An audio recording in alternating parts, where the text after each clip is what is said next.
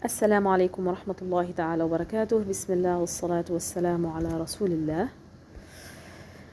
La paix, la miséricorde et les bénédictions de Dieu, de Allah, soient sur vous. Aujourd'hui, Inch'Allah, nous commençons notre voyage, Inch'Allah, d'apprentissage de la récitation du livre de Dieu, Tartil al-Qur'an al-Karim, d'une manière, Inch'Allah, simple. Je demande à Allah le succès, Inch'Allah. On va commencer bien sûr tout d'abord la définition du mot Qur'an. Qu'est-ce que ça veut dire Qur'an?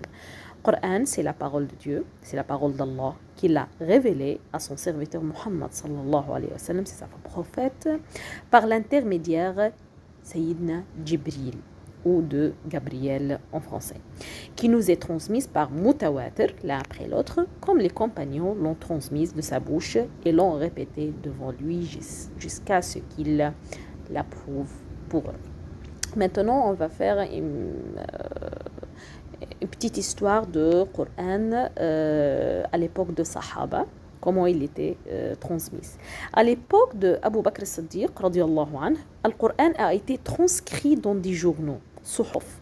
Et à l'époque de Uthman ibn Affan, ces copies du Coran ont été copiées et un groupe de récitants qualifiés a été envoyé à chaque endroit pour les musulmans enseigner aux gens le Coran.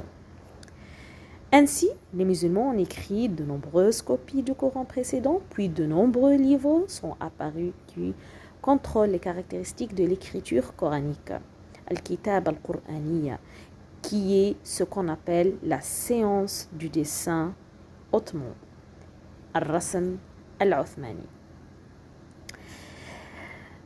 Qu'est-ce que ça veut dire tajwid tout d'abord? Maintenant, puisqu'on va apprendre dans ce livre, dans ces vidéos, les règles de tajwid, comment on peut lire le Coran comme il était transmis de la bouche du prophète sallallahu alayhi wa sallam. Tout d'abord, on va faire une petite définition de le mot tajwid. Qu'est-ce que ça veut dire tajwid? Tajwid, c'est-à-dire c'est donner à chaque lettre son droit lorsqu'elle est prononcée. L'erreur dans la récitation du Coran se divise en deux parties. On dit en arabe al-lahn. Al-lahn al-jali, la mélodie claire, ou al-lahn al-khafi, c'est la mélodie cachée. La mélodie apparente ou bien claire perturbe le sens du mot. Par exemple, au lieu que j'ai dit asa, j'ai dit asa. Asa, c'est-à-dire on espère bien. Par contre, asa, si on change le mot sin par sad, ça devient ça la désobéissance. Donc cette mélodie change le sens du mot, d'accord? Ça n'a rien à voir asa, la définition de asa avec la définition de asa. Donc ça c'est la mélodie apparente ou bien la mélodie claire. Maintenant, on va parler de la mélodie cachée. Quant à la mélodie cachée, elle perturbe les qualités du lettre et non le sens. C'est-à-dire, au lieu de faire ou bien au lieu de dire an yuzhira, aqul an yuzhira. Ça, c'est une faute cachée. Qu'est-ce que ça veut dire faute cachée? Juste ceux qui ont appris les règles de tajwid connaissent ça. D'accord? C'est-à-dire, il faut faire idram naqs bi ghunna. Et ça, dans le leçon de idram. D'accord? Mais le sens de mot, elle ne change pas. Donc, pour cela, un musulman normal doit apprendre les caractéristiques et les sorties des lettres afin de ne pas perturber les mots coraniques et leur signification. Maintenant, on va passer à la vitesse de récitation. Bien sûr, la récitation at-tilawa, il y en a une sorte de vitesse. Il y en a en fait trois. Il y en a at-tahqiq, qui est lente dans la récitation sans étirement.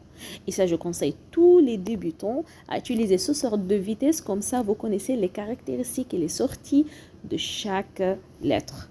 La deuxième vitesse, c'est at-tadwir.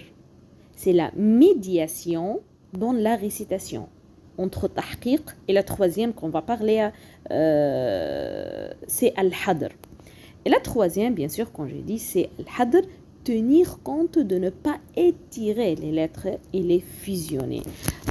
Maintenant, je vais donner quelques exemples concernant al-tahqiq. Al-tahqiq, c'est-à-dire أعوذ بالله من الشيطان الرجيم. Comme ça, je donne les leçons de la tasihih tilawa ou bien la correction de récitation pour les débutants.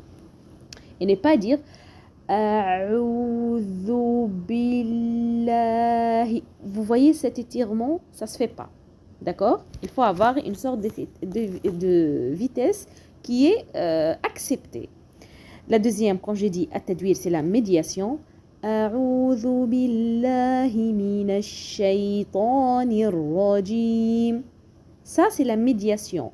Ni tahqiq et ni hadr. D'accord? C'est la médiation. Ni long et ni accéléré. Et la troisième, al-hadr, tenir compte de ne pas étirer les lettres et les fusionner. Et ça, bien sûr, juste al-mutqinin qui lisent bien le Coran et savent bien les règles de tajwid, ils peuvent le faire. Par exemple, أعوذ بالله من الشيطان الرجيم. Et c'est pas أعوذ بالله من الشيطان. Vous voyez, on fait de mélanger les lettres, comme ça on n'arrive pas à savoir de quelle sortie elle sort. Et le tartil, ou bien بالعربية en arabe, الترتيل est un terme qui imprègne ces lettres. J'espère que la leçon était simple pour vous. C'est suffisant pour aujourd'hui. L'histoire de Coran, comment il était transmise jusqu'à aujourd'hui, et la définition de tajwid, la mélodie apparente ou bien claire et la mélodie cachée, et les sortes de vitesse quand on récite le Coran. جزاكم الله خيرا ونفع الله بكم. سبحانك اللهم وبحمدك أشهد أن لا إله إلا أنت أستغفرك وأتوب إليك. السلام عليكم ورحمة الله تعالى وبركاته.